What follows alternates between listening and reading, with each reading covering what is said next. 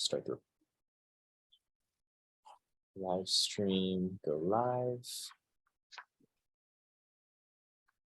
Okay, sorry, just a second while it bridges the stream.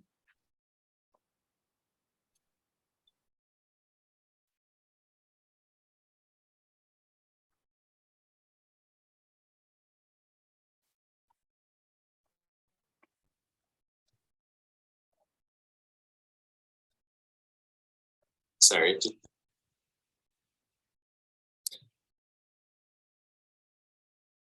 All right, welcome everyone. Thank you so much for joining us for our GENup policy celebration to celebrate our 2021 to 2022 youth policy slate. We're so excited and we're so thrilled to be joined today by an incredible list of adult allies and speakers. And so we're so excited to begin the run of events. As a preface, this year we've had an extraordinarily successful legislative session with 28 bills that we either wrote or co-sponsored, signed into law by Governor Newsom. 6 of our very own student-written GENup bills were all signed into law by the governor, and 3 of them were actually featured by the governor as a way of really empowering student and youth voice in California, particularly in education. And so we're so thrilled for you all to be here today, and we'll kind of get right into it.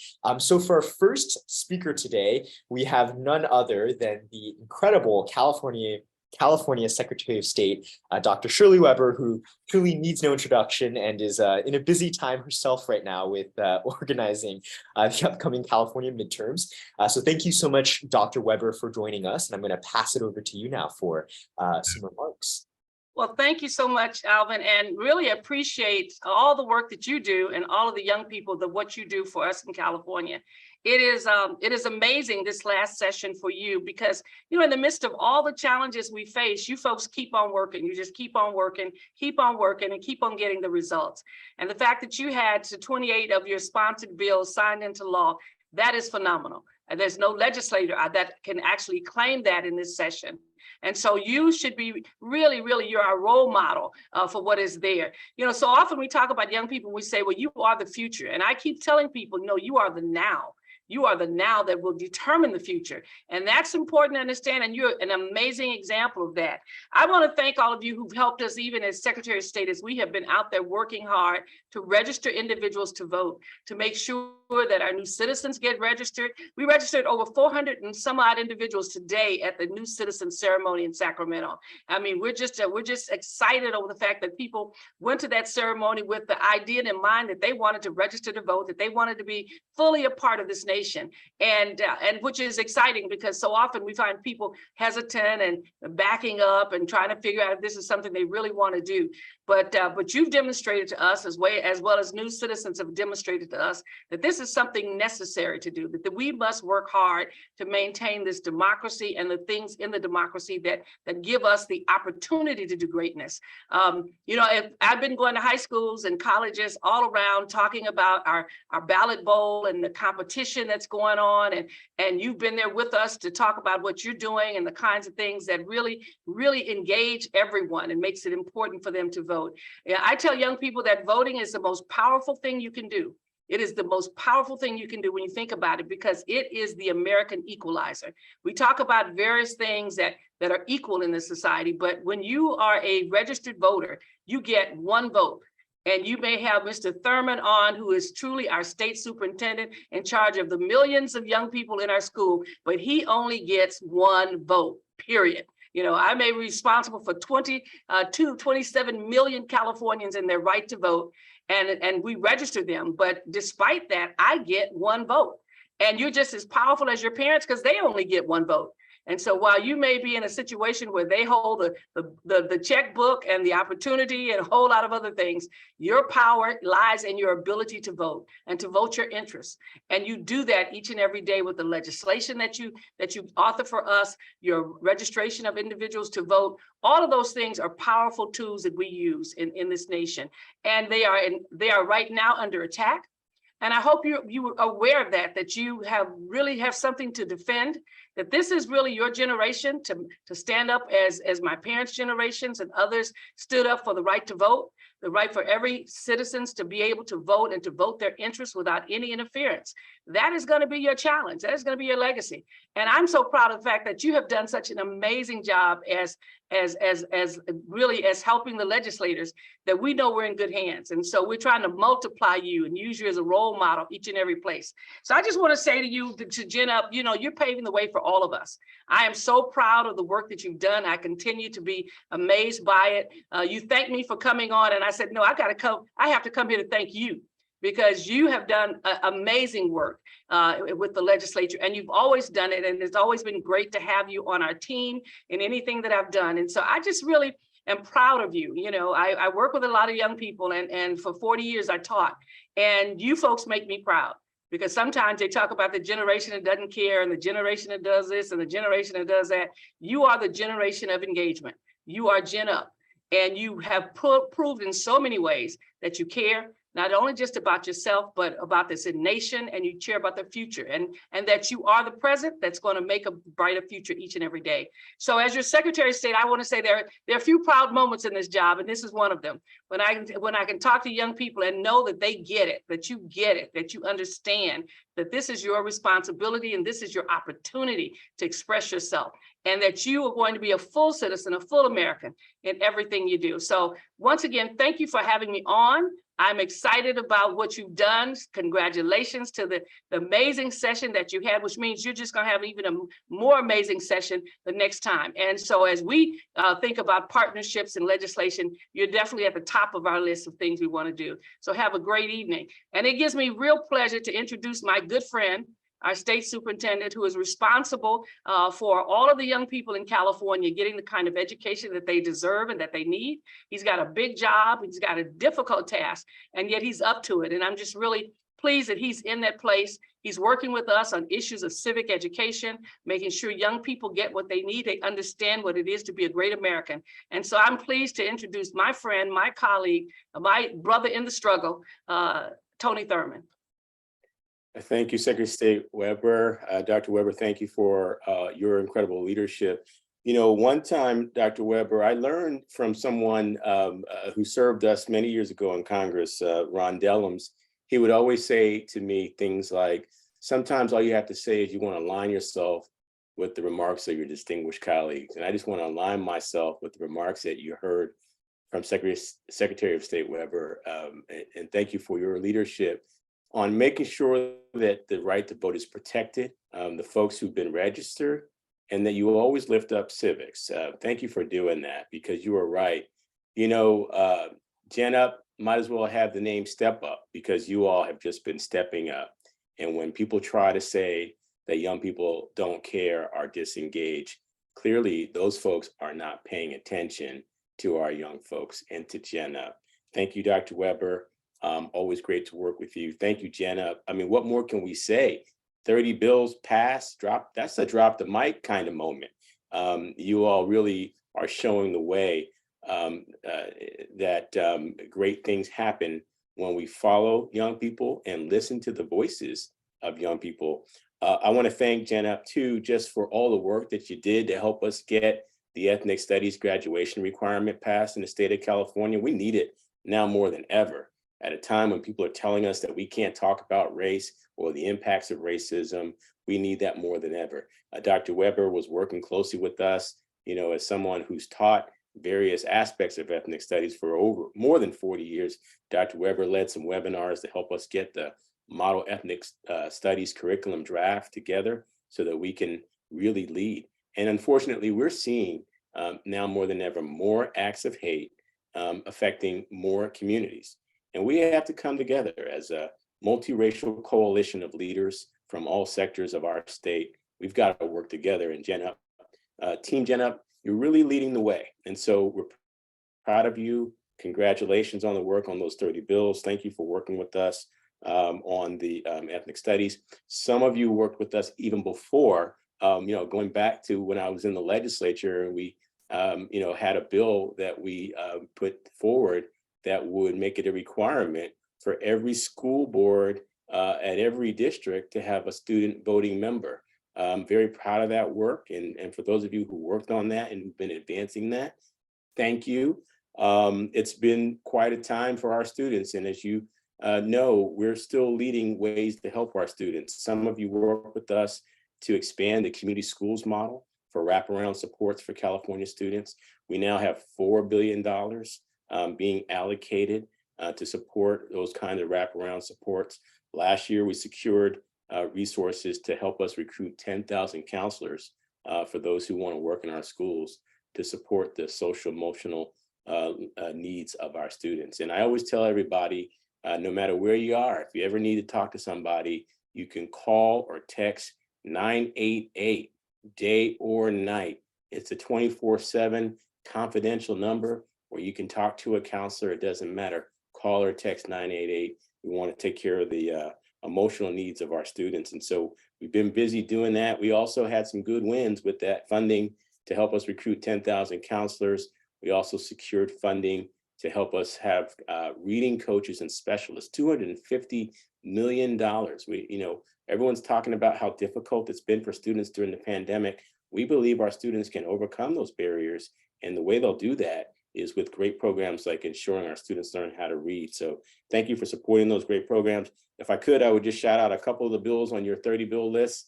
AB 2806, a bill that would by Assemblymember Rubio that would ban expulsions in preschool. We've been talking about this for a long time. Let's educate, not incarcerate our kids. When you expel young children, you're putting them on a path to end up in a criminal justice system. We want to educate and not incarcerate our kids. Was proud to sponsor that bill alongside of you all, as well as AB 2598 by the other Dr. Weber, Dr. Akila Weber, to focus on restorative practice and restorative justice in our schools. And I would just shout out another bill we didn't sponsor, but we love it because it advances civics, SB 595 by Senator Leyva, that you can take a day off to engage in civic involvement. You should be able to take a day off to vote. You should be able to take a day off to be engaged in your community. Civics supports learning, and it also supports just folks who are engaged in our community and giving back to our communities to help all those who are in need. So that's a big win that you got all these bills signed. We're so proud of you. Some of you worked alongside of the new first ever statewide youth advisory council that we've established at the Department of Education, so that young voices are advising me, and I want them to advise the Secretary of State and the governor and the legislature on all things related to young people. And so the Youth Advisory Council got underway in the last year, has held a number of statewide conversations during Black History Month and how we support LGBTQ+ students. And in part of those conversations, it led me to create this work group on creating safe bathroom spaces for transgender students, because I never want to hear again that our students don't use the bathroom all day because they feel unsafe. We got some work to do, but you all are really showing us the way. You're leading the way. Thank you, GENup, for stepping up, for being such great leaders. And it's an honor to be an ally and to partner with you. Looking forward to what you do next. You're creating a lot of expectation when you get 30 bills signed, but it's not about the number. It's about the fact that you're involved and you're making a huge difference for the state of California. I hope you feel good about that. And if there's ever anything that we can do to support you in your work or individually, we hope to call on the state superintendent. So thanks and bye for now, and look forward to the work we'll do together in the next legislative cycle. Thank you so much, Superintendent Thurmond and Secretary Dr. Weber, for those incredibly inspiring, uplifting words. You truly are an inspiration to all of us students and a primary driver that makes us passionate about the work that we're doing. So thank you all for all of your incredible support for us. And we look forward to continued partnership with both the CDE and the SOS on really youth civic participation and really changing the dynamic and framework around youth voice in California policymaking and California education. So thank you all so much. Next up, we're going to start going into a bit more specifics and highlighting particular bills. So I'm going to first begin by passing it off to Kim, who is our GENup Collegiate Executive Director. So Kim, go ahead and take it away. Thank you for that, Alvin. Thank you, Evan, for coming here today. And we are going to go into a mental health collegiate portion of today. And we actually wrote AB 2122 to include mental health hotlines, local and university mental health hotlines on the back of student IDs. So without further ado, I'll pass it off to amazing legislative author, Assembly Member Stephen Choi, who's also the Vice Chair of Assembly Higher Education Committee, to start us off on this bill.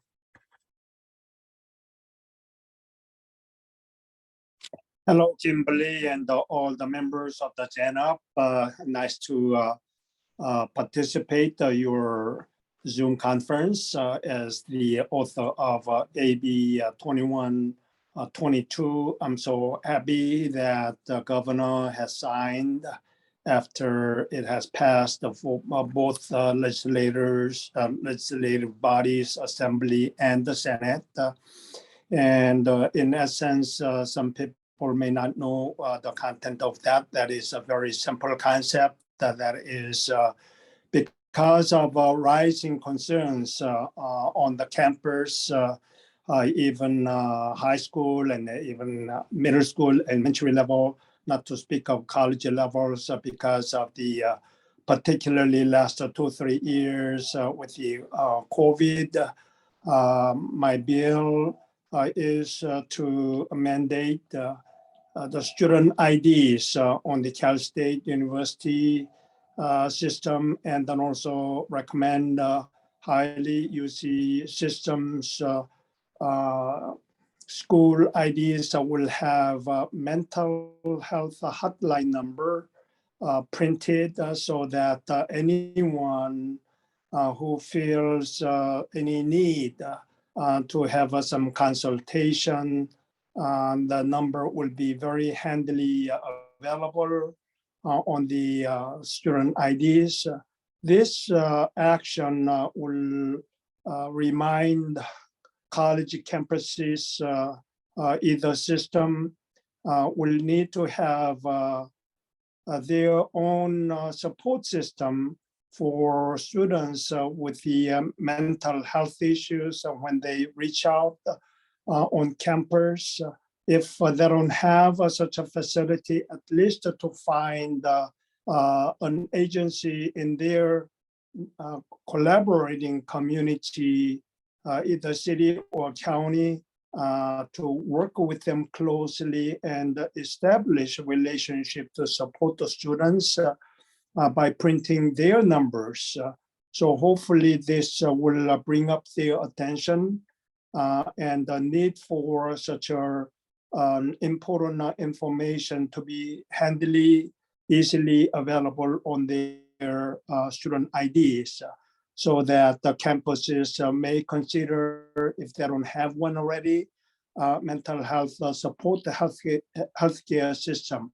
And students will easily access or come by and then have a casual conversation before certain issues become so serious. So I hope that this will help students, each campus, either Cal State system and the UC systems.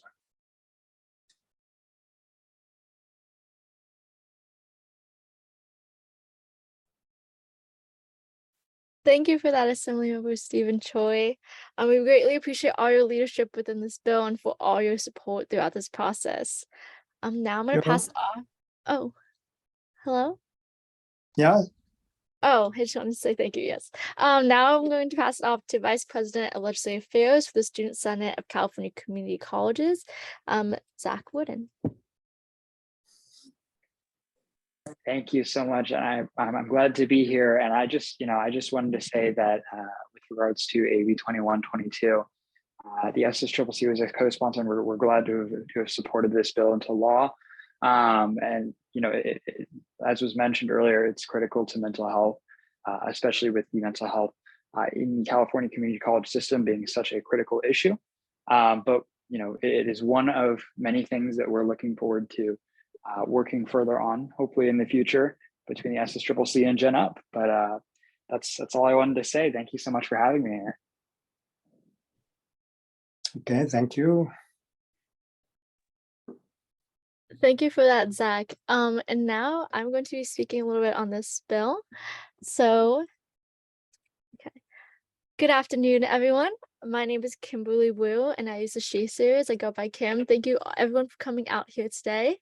I'm a rising senior at UC Berkeley, and I study political science, legal studies, and ethics studies. I also serve as the director of GENup Collegiate, as Alvin mentioned earlier, and I joined GENup way back my freshman year at UC Berkeley in 2019, when my friend from our community activist organization invited me to March for Education. I soon came face to face with a high school junior named Alvin Lee, who bartered 45 minutes from Fremont to Berkeley just for a 30-minute meeting to talk about education equity. His dedication, passion, and commitment to youth empowerment was inspiring because I was always told that as a student, I had no ability to change anything in my education. I felt powerless in my own life, but Alvin, along with all the students, have welcomed and lifted me in GENup, have shown me that I have power, regardless of my age and regardless of my education.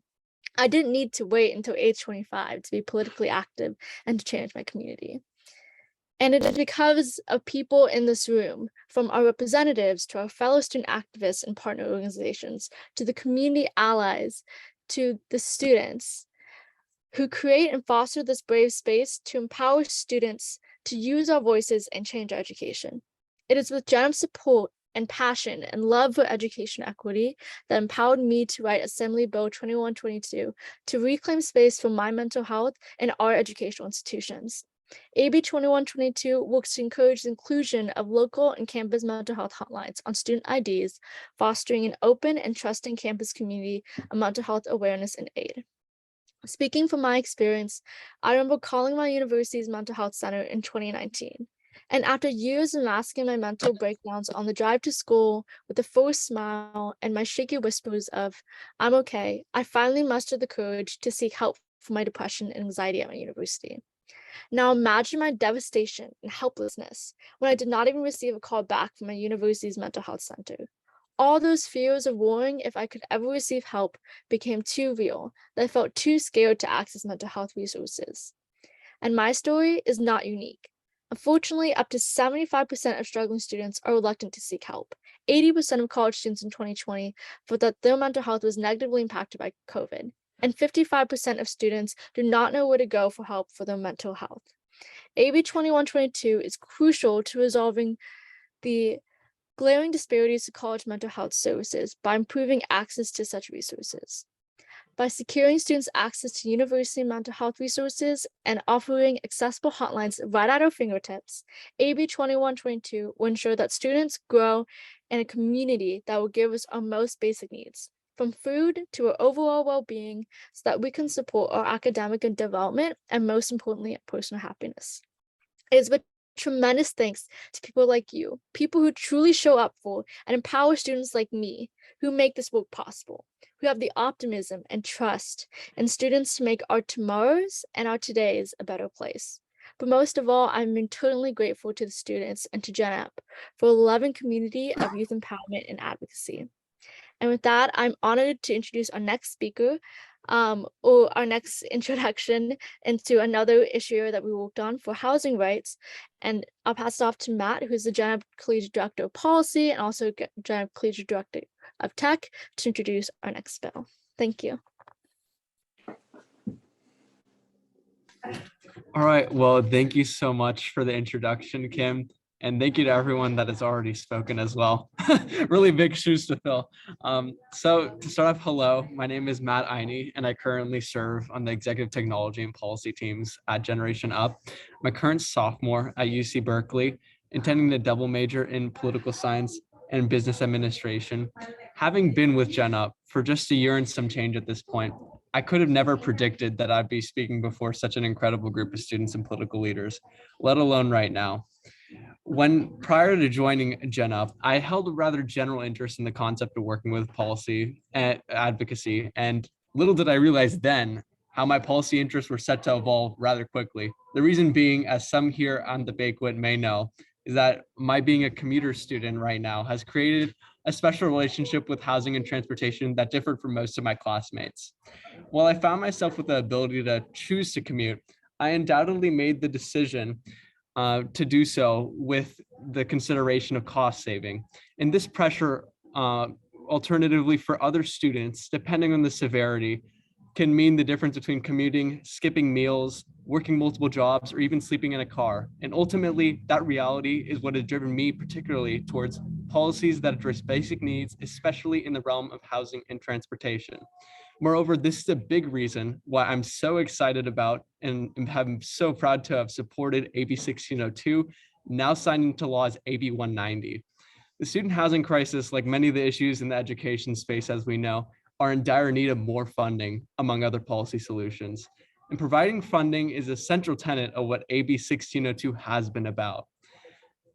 From making an initial investment of $2 billion and an ongoing commitment to funding student housing construction at the state level through a revolving loan fund, we're actually making sure that with the acceleration of this problem, that we are trying to meet the moment in a way which we've seen with few other issues.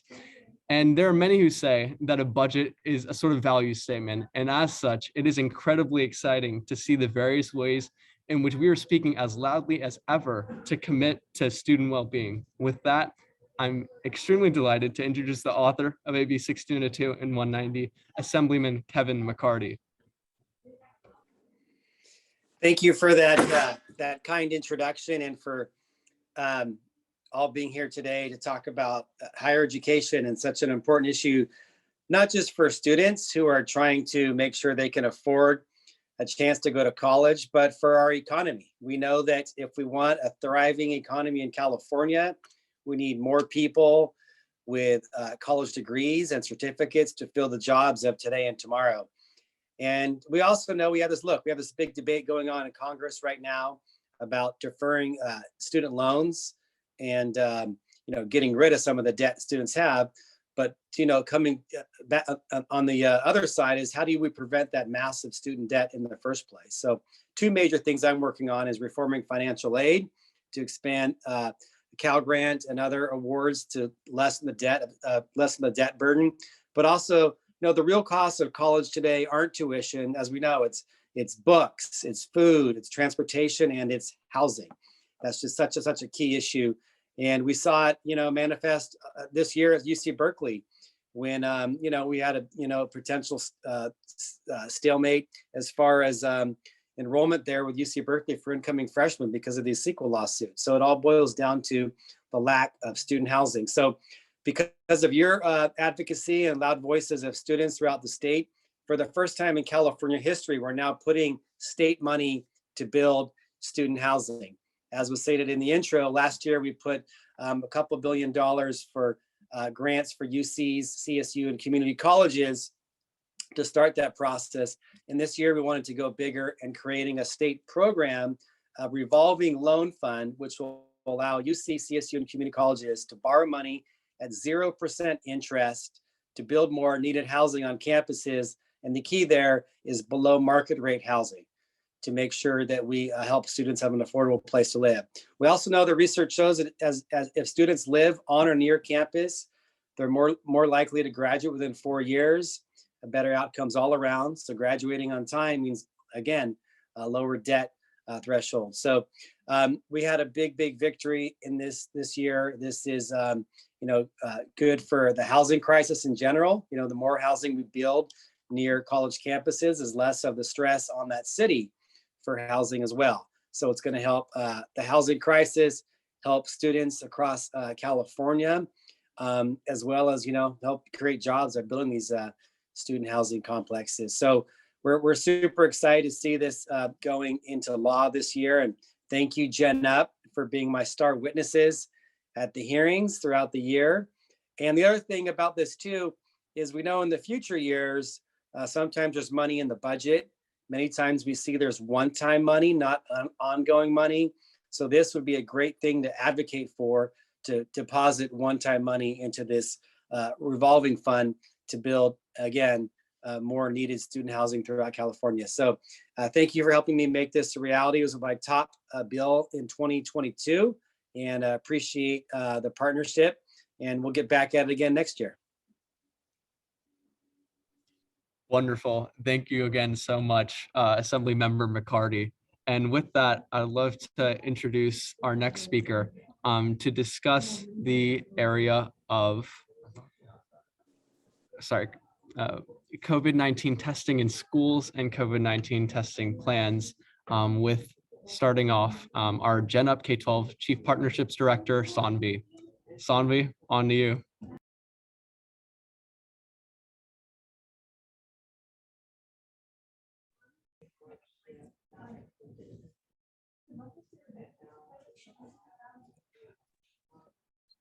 Hey all, so sorry. I think Sanvi is experiencing some Wi-Fi difficulties right now. So we're going to pass it over to Sonia to talk about AB 2623, which was sexual harassment and sexual violence training legislation that Sonia ran on behalf of GENup. So Sonia, go ahead and take it away. Great. Thank you, Alvin and Matt. Hello, everyone. Thank you so much for joining us today to celebrate all of our achievements and all the impact that is yet to come. My name is Sonia Dama. I use the she series pronouns. I'm a junior at Pitzer College studying human biology and data science, and I proudly serve as the director of organizing for the GENup collegiate team and a co-founder at GENup at the Claremont Colleges. My journey with GENup spurred from a feeling of loss as I transitioned from high school to college and left organizations, like the one I met Alvin through, that brought me an irreplaceable sense of community amongst passionate youth. Well, I guess it was not that irreplaceable, as in the end, all it took was a very eager Alvin Lee and a 30-second elevator pitch for me to take my next steps and apply for GENup Collegiate. The transition between high school and college is where the idea behind AB 2683 sprung. Before college, a colleague of my dad's gave me a book about rape and the justice system in colleges. My parents pushed me to read it, worried to send their daughter away from home. This was the first time I had understood SVSH in a context outside of prevention. These were stories of women and men who had gone through unjust systems, their raw emotions of confusion, of trauma, and of helplessness being transmitted to me through the pages. With 26% of females and 6% of males experience rape or sexual assault in their undergraduate years, these stories do not stand alone. I cannot waive these sentiments as I click through the outdated, uninclusive online first-year orientations regarding Title IX. The gaps in current systems revolving around Title IX are obvious, leading to disruption that affects the health and well-being of us all. It is the role of higher education institutions to advocate for students, allowing us to grow, learn, and interact in an environment where we feel safe and supported. And it is our role to keep our systems accountable, to account for us and our peers. Advocacy to me is a means of empowerment. As a future physician, this takes the form of advocating for each person in the community by empowering them to take autonomy for their health and guiding them.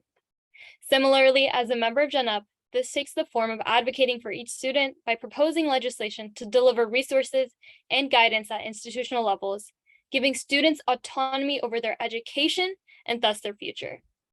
Through greater access to localized resources, reporting options, and support services when undergoing traumatic SVSH incidences, AB 2683 serves as this means of empowerment. Before my journey with GENup, I had no idea what was to come. I naively thought I knew it all. Just draft up a proposal, starting with a summary, background, problem, solution, precedent, maybe throwing in some fiscal analysis in there, and you know the rest. Present it and move on. I did not anticipate the many, many redrafts and the rewrites. I did not anticipate the retaliation and the redirections. I did not anticipate the giving a phone call testimony from a train in Italy. I did not anticipate that a book I was forced to read could turn into an unwavering passion that ended in a signed piece of legislation. AB 2683 started off as an idea based on a joint frustration with the lack of empowerment of survivors of sexual violence and sexual harassment. AB 2683 has become an avenue towards empowerment for me and my fellow students, giving guidance in the most vulnerable of times. This would not have been possible without GENup giving us a voice and bringing us change. Ali, Kim, the entirety of the GENup collegiate executive team, and most of all, Noah. With that, I'm honored to introduce Mr. Noah Marty, a fellow under Assembly Member Jesse Gabriel, author of AB 2683 and chair of Assembly Privacy and Consumer Protection Committee. Thank you. Great. Well, good afternoon, everyone. Thank you so much for having me. As she said, my name is Noah Marty, and I'm here on behalf of Assemblymember Gabriel, who unfortunately was unable to attend tonight due to something urgent that came up, but he really wishes that he could be here.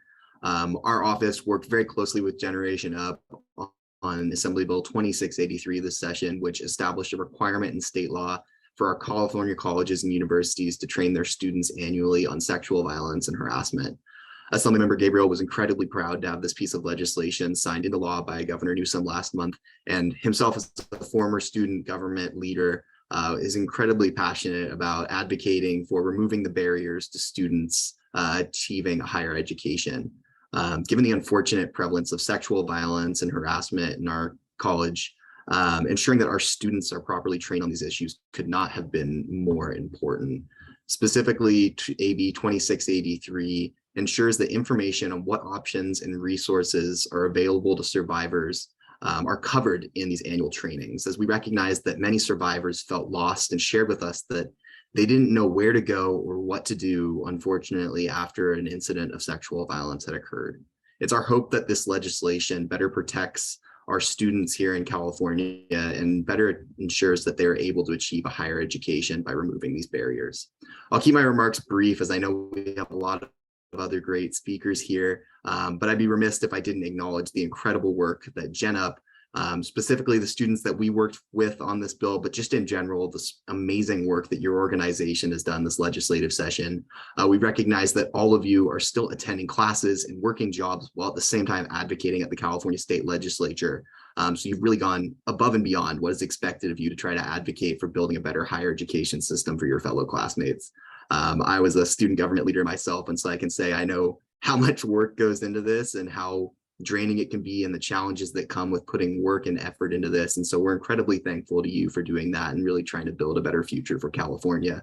Specifically, I'd like to thank Allison, Sonia, George, and Kate, who we worked very closely with on this piece of legislation. And eventually we're able to get this bill passed. This type of leadership is exactly what the state of California needs.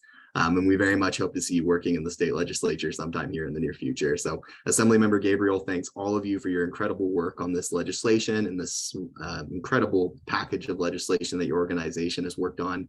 And please have a great rest of your evening. Awesome. Thank you so much, Noah. And next we'll be passing off to George to discuss placement tests.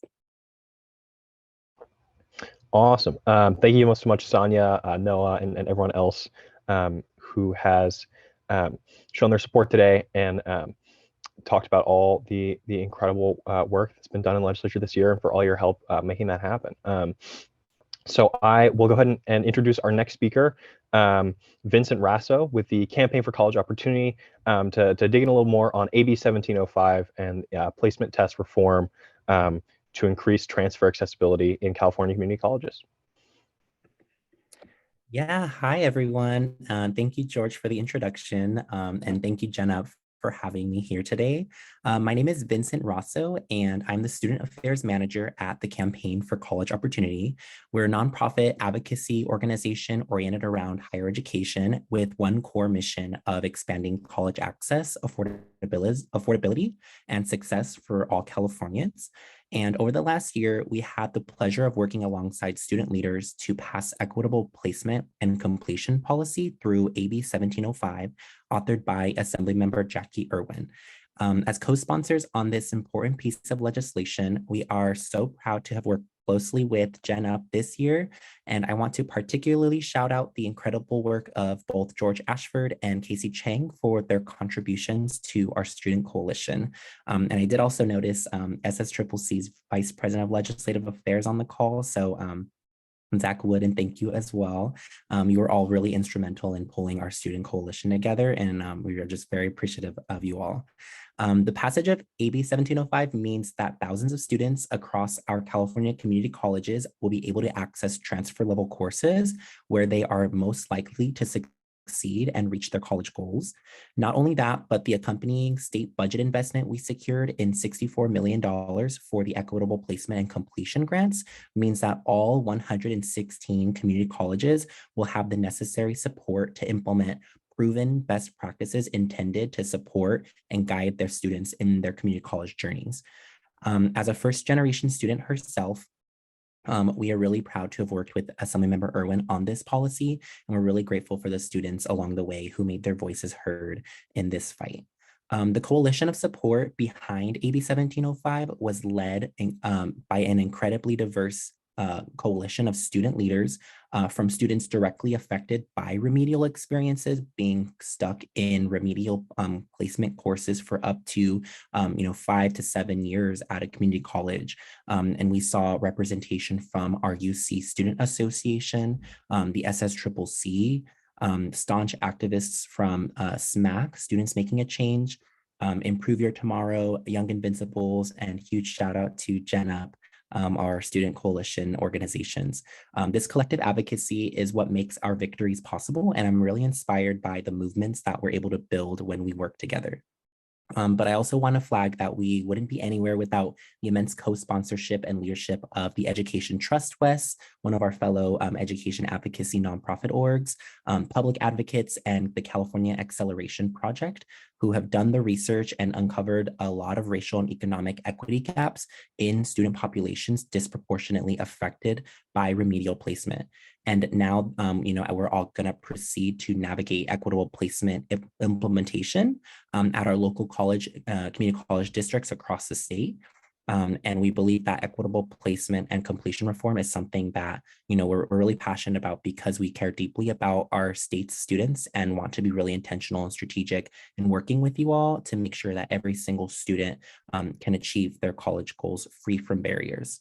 And we saw the far too many students were being left behind due to placement in remedial, non-transferable courses at the community colleges, many of them stuck in this cycle for years. And we all came together and organized to address it. So through the passage of AB 1605, we will continue to close racial equity gaps within our low income, our Black and Latino student communities, disproportionately affected by this issue. But the work continues to make sure that the completion of the ADT, advising and tutoring for students to successfully navigate transfer level courses, and overall implementation and elimination of remedial education is accomplished. But really, to those at the forefront of this coalition, especially to those from GENup and anyone who had a stake in it, and all of your incredible student leaders advancing this incredible slate of your policy agenda, I just want to say thank you. What a remarkable year of victories in state and local policy you've all been able to secure, especially in your bill and budget agenda statewide, by a student-driven organization. It's just really, really incredible and so impressive. So keep up the amazing work. On behalf of the Campaign for College Opportunity, congratulations. Thank you for your dedication to change making through policy reform on our most, the most critical issues impacting our student communities. And I really look forward to continuing to share our advocacy efforts with you all. Thanks so much for that, Vincent, and for your and all your colleagues at the campaign's work on AB 1705. We were super excited to learn about this bill from our partners last year and to get involved with the incredible community of advocates working on transfer accessibility. Being able to take community classes, classes at a community college for relatively low cost and then transfer to a 4-year degree is very much a cornerstone of the higher ed system in California and across the country. So the fact that students are not always actually able to access that pathway for what turns out to be pretty much no good reason is a huge problem. And so we're super happy to see this bill signed into law and see progress made on an issue that is an absolutely essential part of the broader higher ed equity picture. And yeah, Vincent talked about this, and I really want to highlight this element of AB 1705 is the role of the student coalition that folks with the campaign, with Ed Trust West, public advocates, and other supporting orgs helped put together. As a part of that coalition, we met with representatives from UCSA, SSCCC, Students Making a Change, and other student groups to figure out how we can best use the student voice to get this reform over the finish line. Whether that was how to counter some of the inaccurate narratives that were popping up on social media, how to make sure CCC students were aware of this bill and the issues surrounding it, and all the other pieces that help make AB 1705 a success this year. And I really think that shows the impact that student advocates can have, especially when we're working together to figure out what part of the process or what part of the state we can each be most effective in, and using that to inform the overall strategy, both for student advocates and for full-time advocates. So we're really grateful to everyone who worked on this. Unfortunately, way too many to list, but with the time we have today, but thank you for helping bring students to the table and for delivering this win for equity, for data-driven policymaking, and for students. And so with that, I will pass it off to Ali and Kim. Thank you, George. Again, hi, I'm Kim, and I'm the director of GENup Collegiate. Hi, everyone. I'm Allie, and I'm GENup Collegiate's Chief of Staff. We would like to thank everyone for your commitment and support for youth activists and equal education or equal access to higher education. And we are so thankful to all our youth activists who make our presence here today possible, who strive to create a loving and welcome community in our schools and universities to grow professionally and, more importantly, personally. Entering the educational advocacy world, it's intimidating. From a young age, we are taught that we don't have a say in our education, that the adults know better than us about policies that directly affect our lives, that we're not important until we are 18 and can vote, and sometimes not even at 18, has to be even older. Therefore, we're not given the tools, resources, and thinking and empowerment to be civically engaged in our communities. I entered this space not knowing anything about school boards, education laws, or even about the Department of Education. But we grew and learned in this space from the firsthand experience with all these legislators and all of our partners and empowerment that each of these amazing student activists brought to the table. We at GENup all learn from each other and from our community, creating a safe space to share wisdom on the educational legislative process to empower us and fellow students to use our voices to shape our education. At GENup Collegiate, we would like to highlight some more legislative victories from our student advocacy this past year on a variety of social issues. AB 1736 gives students with disabilities space, as well as non-credit students to serve on colleges' student government bodies with full participation, granting them the right to participate in all students to participate in student government and to change our education. The reform of Cal Grant and the budget will open up access to financial aid to countless more California students in need, and we look forward to ensuring that these funds will help to fully implement the Cal Grant equity framework and the years to come. And that is only to name a few bills that we have worked on around social justice issues, ranging from basic needs, disability justice, transfer accessibility, mental health, and much more. The strength of GENup Collegiate is truly because of the hard work and dedication of the student activists on our team. From organizing mobilizations to meeting weekly with legislators to advocate for student rights, the work of our team, both at the executive and the chapter level, has helped to lead to our success this year. And while we look back on our success, there is still so much work to be done. We look forward to continue to uplift student voices to improve higher education equity this year as we begin developing our policy slate for this year, including civic engagement, mental health, basic needs, campus safety, and much more. As current students and leaders in our community, GENup believes that students have the power to contribute as valuable and equal stakeholders in our education. Fundamental and essential for everyone to move to collegiate slate, we are so excited to share with you the exciting work that our K-12 team has done. And so I would now like to pass the mic to Sanvi on our K-12 team, who will share about the work on the public health and COVID-19 this year.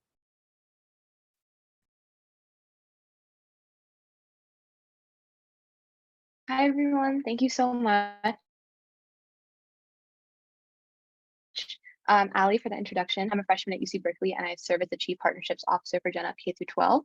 I also help manage GENup's public health slate within our policy team, and I'm super excited to present one of GENup's core public health bills this year, SB 1479, one of the bills within a package of public health legislation that we pushed in the legislature this year that requires schools to develop a COVID-19 testing plan that is consistent with guidance from the California Department of Public Health and ensures that schools, as well as preschools and after school programs and other childcare centers, have the resources to successfully implement those plans. This bill is a tremendous game changer for thousands of students in California who are subject to circumstances that preclude them from accessing a quality education due to a public health crisis. Vaccination rates among teenage students continue to fall, which make our communities much more vulnerable to outbreaks and educational disruptions. Half of my missed our graduation due to COVID-19, and most of the students here spend or even through attending school online or only had a detrimental effect on the mental health of our generation. With many students my age more jaded and desensitized on average, my close friends, most students whose education suffered during the COVID-19 pandemic. Passing these bills not only reaffirms our right to protect ourselves against deadly infectious diseases, but also allows us to continue to attend school safely in person and preserve our mental health. The efforts to pass SB 1479 constitute an entirely student-led initiative to make our schools safer and better prepared for future public health crises like the COVID pandemic. Extensive school closures across the state as a result of COVID-19 have taken a significant toll on the mental health and well-being of students, parents, and teachers, which make learning hard for students and teaching hard for teachers. We strongly believe that students have a fundamental right to access a safe in-person learning environment. And although vaccines remain the cornerstone of our community response to COVID-19 and other public health crises, testing at our schools is still essential to preventing future surges and establishing a framework to enable schools to stay prepared to handle future outbreaks of infectious diseases, not just COVID-19, and also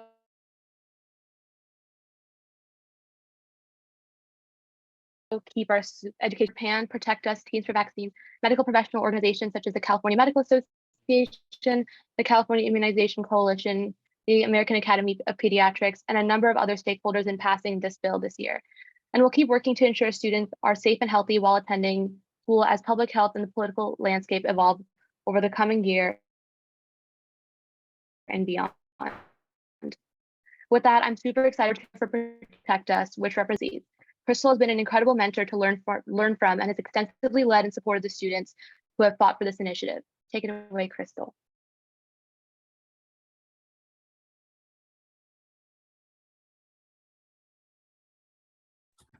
You think I would I've learned how to do that already. Thank you so much, Sanvi. And there's so many thank you with. Truly, there's so much work and policy work that young people need. And yet, candidly, until GENup, I have not really been seeing young people kind of take the reins and try to drive the policy themselves. I spent years working in youth organizing, more on the political side, and thought that my space as a young person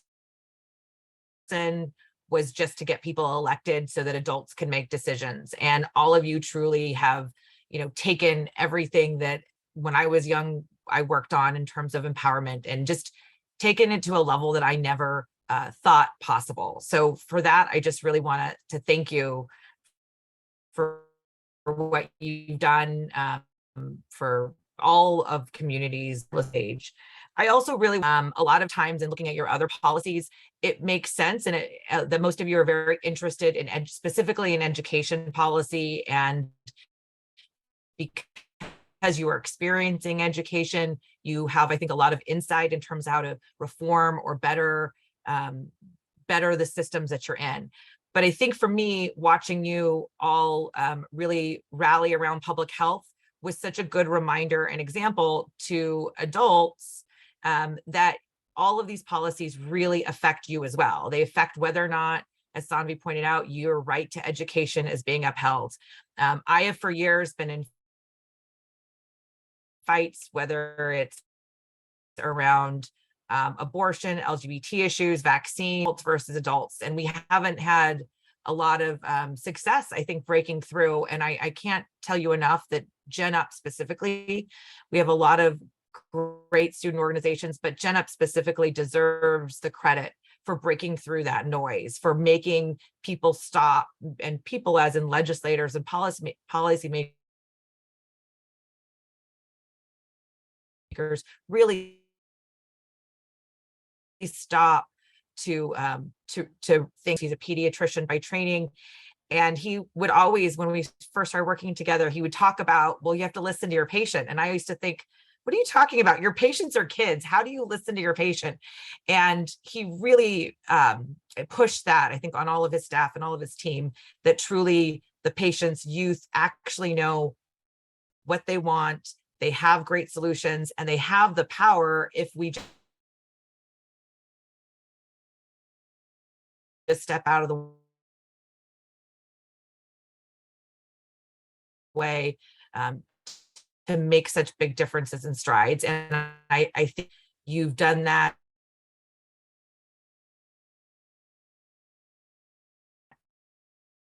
Work with you again. Actually, kind of sad there's so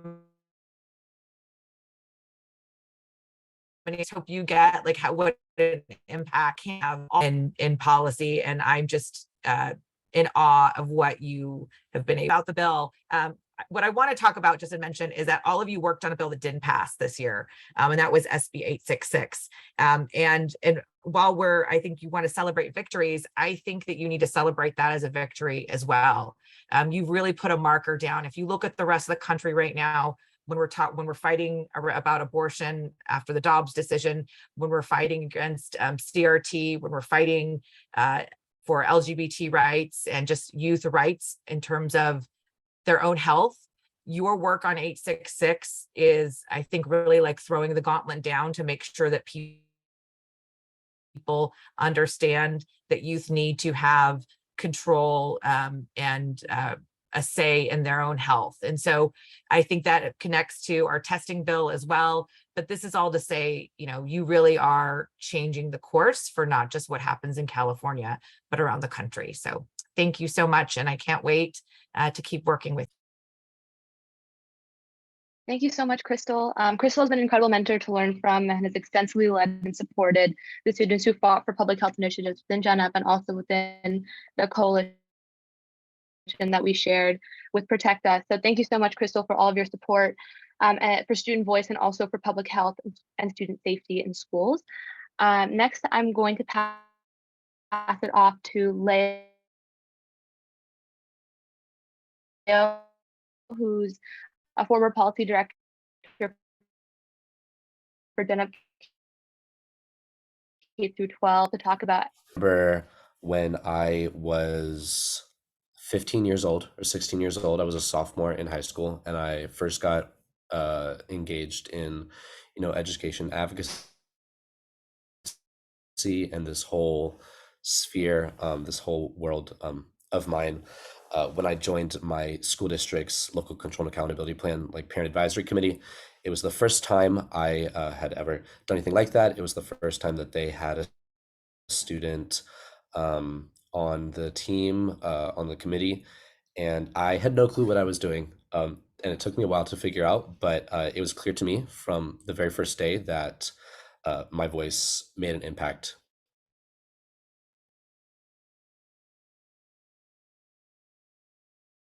Regardless, and having students at the table. When GENup was looking, I think 2 years ago, we had our like Monday afternoon Zooms with the California Student Board Members Association. We came up with this idea to have students on every LCAP committee in every school district, and we pitched it as a bill, and it got picked up in an omnibus bill, really excited, and then it got dropped like a week later, and we had no clue why, and we're like, well, that's that. And then next year came around, we're like, you know what, we should bring that up again. I think that's a great idea, and I think we need to be persistent, and that's exactly what we did. And we were super excited and grateful when Senator Dr. Pan picked up our bill, and his office has been absolutely incredible to work with. Dr. Michael Kirst,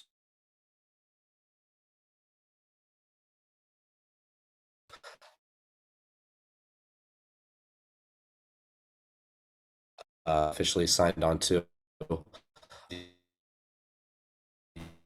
the State Board of Education. Whenever students are at the table, it helps districts. And whenever students are at the table in the legislative process and any decision-making process, our schools, our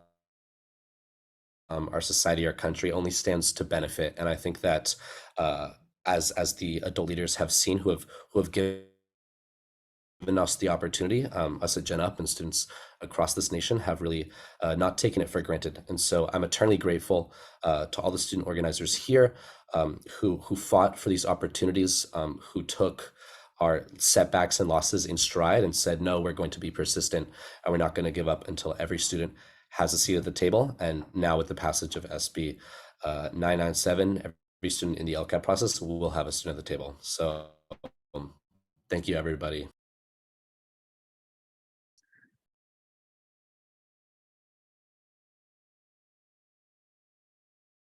All right, we're now going to pass it off to Dr. Michael Kirst. Dr. Kirst, feel free to take it away. Right, thank you for having me, and I do think this is a very important bill. I'm one of the co-designers of the local control funding formula. And that really passed in 2013 and returned the budget control largely to local school districts. Before that, it was highly dictated through categorical earmark money from the state level. So when students join the local control accountability plan called LCAP as participants, this will be very important because of the amount of local budget flexibility. The budget is really the key to policy development. We've heard about a lot of bills and most of them require either money to support activities or to support implementation. And so you need to have your, whatever you do, show up in the budget, and that is an important way to do it. The local control accountability plan is required for each local district to come up with a 3-year plan, really looking forward to the priorities that are going to be set, mostly for the new money that will be spent. And there's a lot of new money out there in California. When I came back to office with Jerry Brown in 2011, we were spending $11,000 per pupil.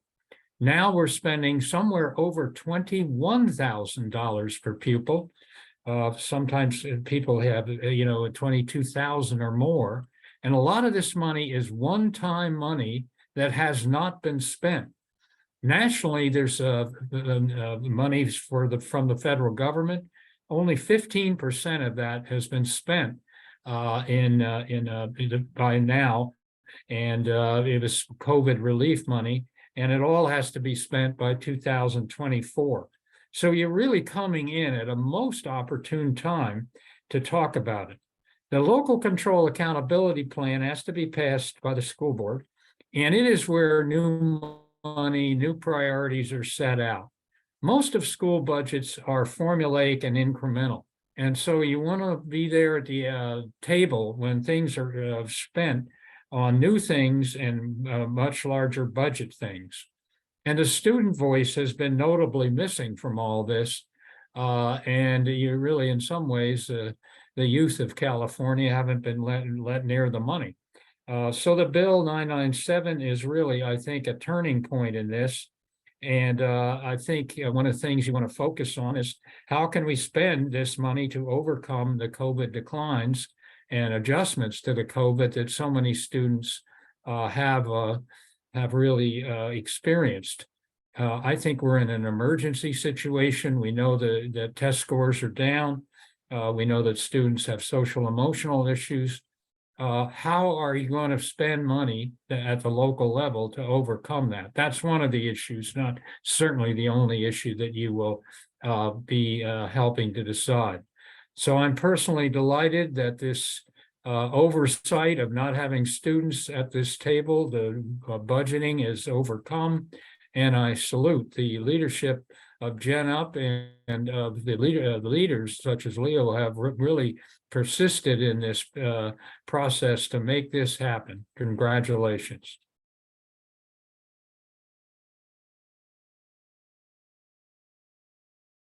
Alrighty, next up, we're going to pass it off to Senator Richard Pan. Senator Richard Pan, take it away. Okay, hello. So it's great to be here with all of you. And I want to thank you so much for having me. It gives me incredible joy to celebrate with you tonight. My staff and I had the immense pleasure of partnering with student leaders of GENup over the course of the past year and to actually work on 2 key pieces of legislation that have been signed by the governor. And I do want to also acknowledge, because after all, legislation is a collective activity. And so I did notice on the Zoom screen, and I want to also thank Senator Connie Leyva, chair of our Education Committee. Thank you, Connie, so much for your help and support.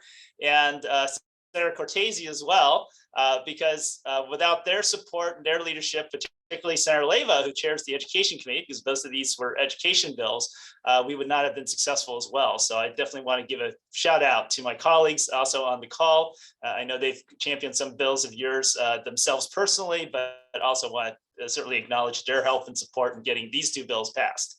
So first of all, we have SB 997, the Youth Voice Education Act, which was heralded by the governor himself when he signed it as a critical piece of education policy that will empower students across the state. With the passage of this bill, every district and county office of education that serves middle and high school students will be required to meaningfully consult students in their LCAP discussions, providing student seats at the advisory councils. And as, of course, you know, those LCAP councils decide on how the funding that we're administering through the state, through the LCFF, the local control funding formulas, how each school district will be addressing those funds. So it's very important that students have a seat at that table, that their voices are heard.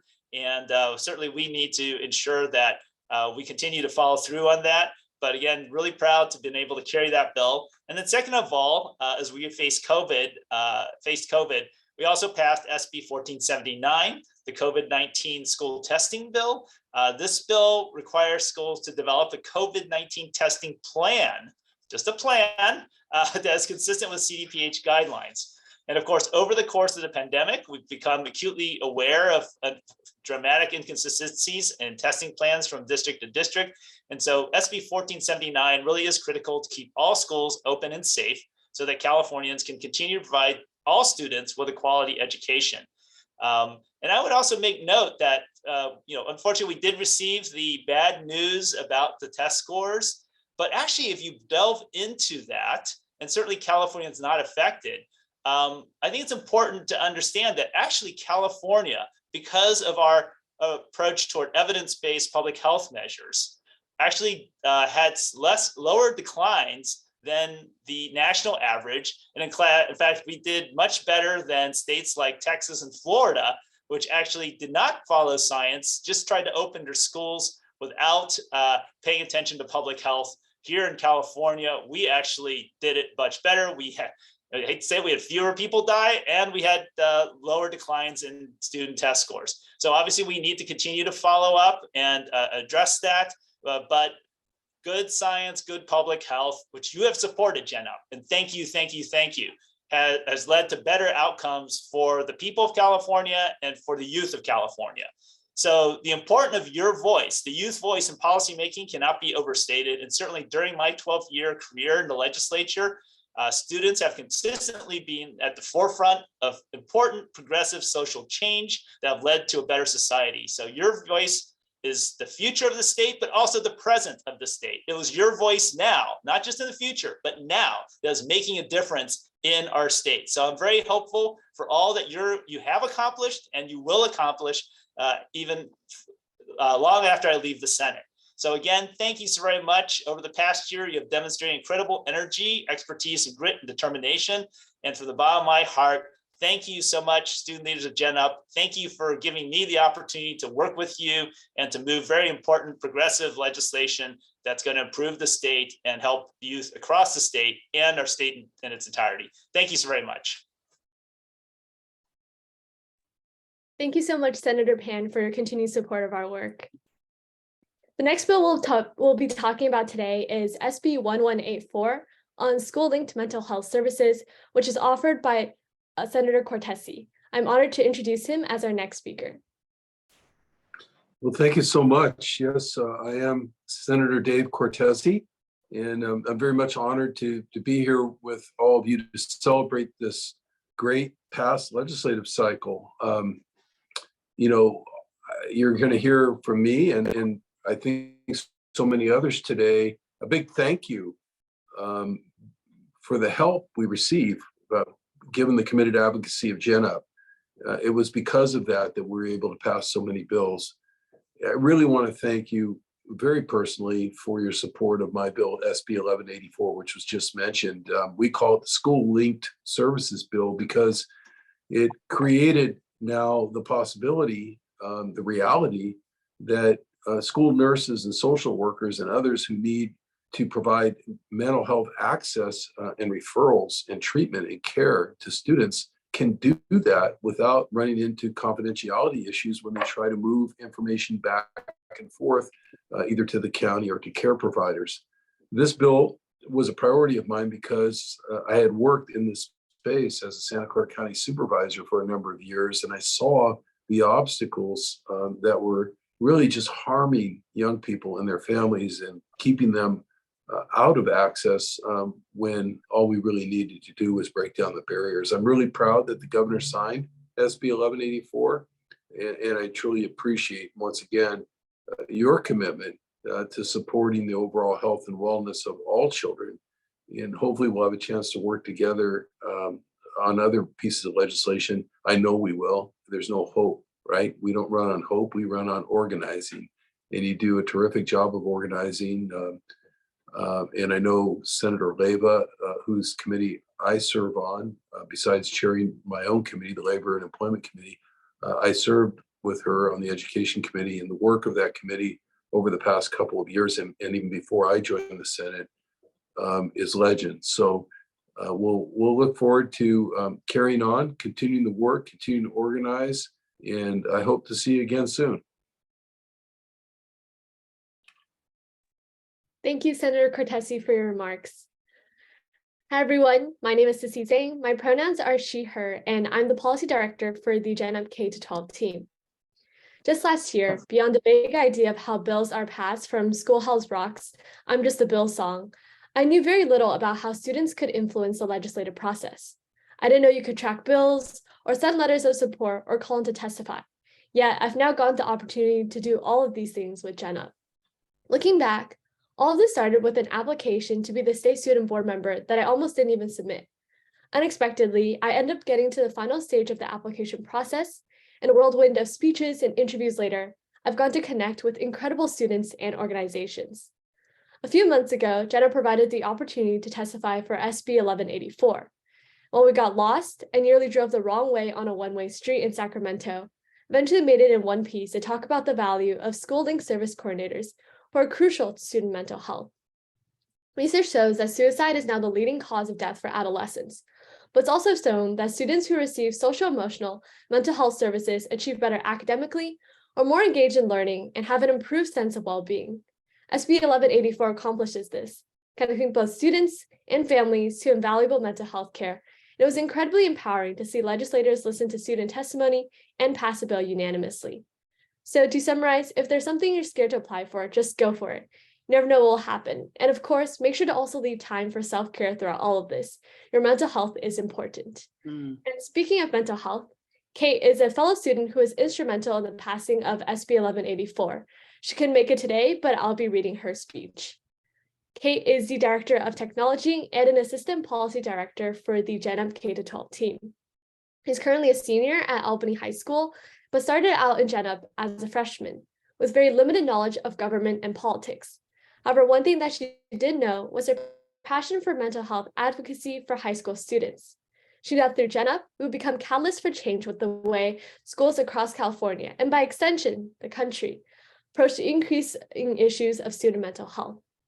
One bill in particular that we're celebrating tonight is SB 1184, a bill that will allow for mental health service coordinators at schools to have more capacity to assist students with their mental health. With the detrimental consequences of the COVID-19 pandemic on students' mental health, as well as growing depression and anxiety rates within the last decade, giving school counselors and mental health providers the ability to work closer with students is imperative to our well-being. From her personal experience, she knew that having mental health counselors can help students more closely has boundless benefits. This bill, written by Senator Cortese and backed by us, students, is an incredible triumph for all California students. Through the coming years, GENup will continue to be a determined proponent of student mental health and well-being through advocacy. We'll continue to fight for the student voices, and for now, we're so proud of GENup's accomplishments this year. Next, I'll be introducing Jennifer Tran, who will be speaking on SB 955, Civic Engagement Excused Absences. Thank you, Cissy, for that introduction. Hi, everybody. My name is Jennifer Trea. My pronouns are she, her, and I am the outgoing Chief Policy and Legislative Director for the GENup K-12 team. I'm currently a first year at UC Berkeley studying political science, public policy, and education. And, I look around at the group of students and advocates and electeds, what we've hosted today and heard from, and I look at what we are celebrating, our accomplishments as an organization from this legislative session, and I find myself really reflecting on how we all got to this moment. How did I get so lucky as to be here speaking to all of you today? In asking that question in reflection, I realized that my advocacy journey really started with an Instagram story in my sophomore year of high school. In 2020, a girl in my school district started a GENup chapter and had posted an open Google form application on Instagram. I applied. Fast forward 3 years, and I'm here today sitting in front of all of you, a member of the GENup National Executive Team, a former student board member, an education policy absolute geek, and the student author of a signed bill by the governor last month, SB 955. Every moment since I've clicked on that Instagram story and filled out that application has been a moment filled with community, advocacy, and empowerment. I mean, I used to want to be a music major, y'all. I did not think I'd ever get to say that I wrote and passed a state bill, but I think that's the kind of power of an organization like GENup. It shows students, young students in the K-12 education system, that we do have the power to create the change that we want to see. SB 955, Civic Engagement Excuse Absences for Students, was a 2 a.m. idea generated from experienced frustration of truancies I got in high school for working at the polls during elections. And although there is no one I can call to get an excuse from the lack of sleep I got writing that bill, I believe there's true value in participation of civics to the extent and in the manner that GENup fosters. To be civically engaged, to advocate for issues that directly affect you, to change and put forth legislation written for students by students is so, so, so powerful. And it's that message that we've all kind of been alluding to today, I think. The education system is so unique in the sense that it's the only system in which governors are not the part of the people who are governed. Students are 100% of the education system's constituency, and yet often 0% of the decision making. To have students to be civically engaged, to not only allow, but to encourage their participation in a higher level of civics outside of present high school curriculums is to foster an education system that is more equitable and that will continue to find its own flaws and fix them. The common saying for civic engagement is that students are the leaders of tomorrow, right? But I don't really think that's all quite true, because with the right education, with the right resources and the right support, students can be the leaders of today. And the creation of SB 955, its passage through state law, and its signature by the governor proves that. SB 955 is a student-written bill for students by students, and it's one that I'm incredibly, incredibly proud of. Granting all high school students excused absences for the sake of civic engagement, SB 955 is a minute but fundamental step in the right direction of making civic engagement not only a priority for classrooms and districts, but for the education system as a whole.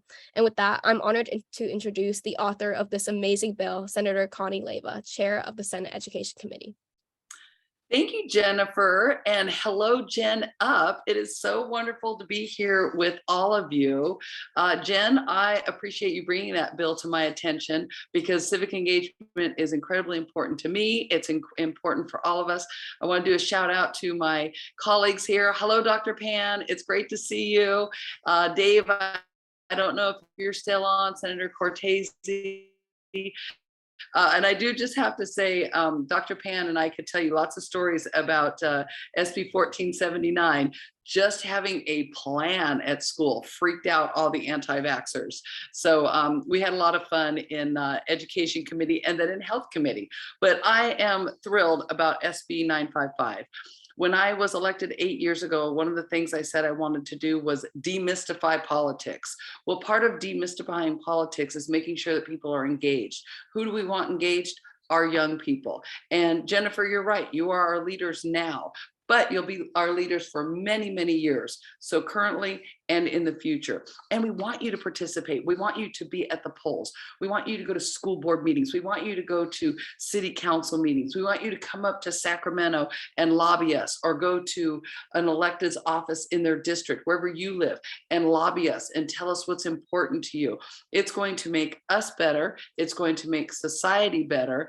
And I'm just thrilled that we were able to do this. I was at a career day at a middle school today, and I got to talk to the middle schoolers about 955 and about them being able to take a day off, an excused day off, so that the school gets their money and that they can be more civically engaged. So we have a little saying on Team Leyva: when we work together, we win together. And that's exactly what we did with 955. So Jennifer and GENup, Thank you for everything you did to help it get across the finish line. And it's a pleasure to celebrate with all of you tonight. Keep up the great work. Thank you so much. And with those great words from esteemed Senator Leyva, we close on a successful legislative session for the GENup K-12 team. We had an amazing legislative session this last year, and with various issues ranging from civic engagement to mental health to school safety, the 4 K-12 bills highlighted in this policy celebration, SB 1479, SB 1184, SB 997, and SB 955, the GENup K-12 bills are a prime example of how impactful GENup and student voice can be. When students come together, when students organize, when we accomplish anything that we set our minds to, we can truly better the education system.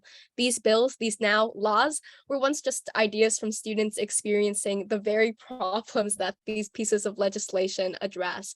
Before they were introduced, they were working documents created by students for students. I mean, I still have the first drafts of SB 997 and SB 955 in my GENup Google Drive. Those bills that were signed by Gavin Newsom, our governor himself, empowered California students and were written by California students. And I don't know any message that is more powerful than that. I think that if we've learned anything from this legislative session and from this policy celebration from GENup, is that when students are given the right support again and the right education and the right backing, we can elicit and create truly transformative change. And when we look at our GENup structure and our modes for mobilization, our chapters and our executive team, we see power in all levels of education government, from local to county to state. So this policy banquet is not just a celebration of GENup's policy achievements and chapter bills, but a celebration of student voice as a whole, a celebration of GENup students in chapters, in our collective for student voice, in our executive team, in our amazing K-12 policy team, and all over the state of California, living and breathing as constituents of the K-12 education system. GENup's victories in the state legislature on public health, mental health, civic engagement, school safety, environmentalism, and much, much more represent a greater victory in the state's recognition of importance of student voice in the state legislature and in the education system as a whole. And with that, I'll pass it off to Sanvi to close. Hi, everyone. Thank you so much, Jenny, for your amazing speech. Thank you so much for everyone for coming today. I started working with GENup during my sophomore year of high school when I honestly had no idea what a bill even was. I was probably one of the most politically apathetic people you'd probably have ever met at that point in time. So it's really crazy to be here talking to all of you after such an amazing cycle, concluding in so many amazing bills being signed into law, many of which were written by students such as myself. I'm just so inspired by the people who have come here today, who have spent the last 3 years admiring and learning from Jenny, Alvin, Kim, Leo, George, and all the other young leaders from GENup. So congratulations to all of you for your leadership and success in this space and working so hard in getting these bills where they are right now. I just wanted to conclude by saying that our age doesn't determine whether or not we're affected by public policy. Just because most high school students can't vote does not mean that they're not a valid constituency. GENup is committed to creating the representation that high schoolers are currently lacking, whether that be through writing our own legislation to create spaces for students to become a part of decision-making processes, or working with stakeholders to incorporate student voice into existing policies. All these bills represent the essence of what GENup is all about: incremental yet substantial changes that amplify young people in local, state, and federal civic dialogue. We would like to appreciate the leaders here for recognizing and working with us to ensure that our interests are rightfully represented in law. GENup is unique in that we complement our advocacy with direct changes to the law, and that we aren't defined by one single issue area, but by the concept of student welfare as a whole. This makes our policy slate very versatile and dynamic, allowing us to not only address civic engagement, but also student health, identity, equity, school safety, policing, and a lot more. I know that a lot of students who are looking to get involved in public policy often think of lawmaking and bill writing as inaccessible for young people. And honestly, before I joined GENup, so did I. So in addition to celebrating our legislative successes, I'd also like to celebrate the qualities and the skills that many of us have learned throughout this process and the precedent that we're setting for future high schoolers looking to get involved in policymaking.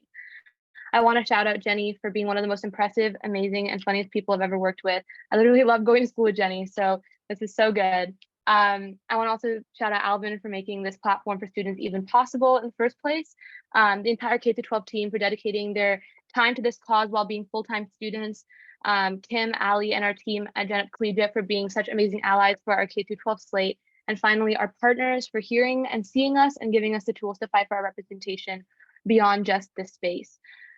So students are the primary stakeholders of the education system. And so I really believe that with this legislative session and the 28 bills that GENup has just contributed to getting signed and chaptered into law, students too are becoming the primary advocates in the system that we live in.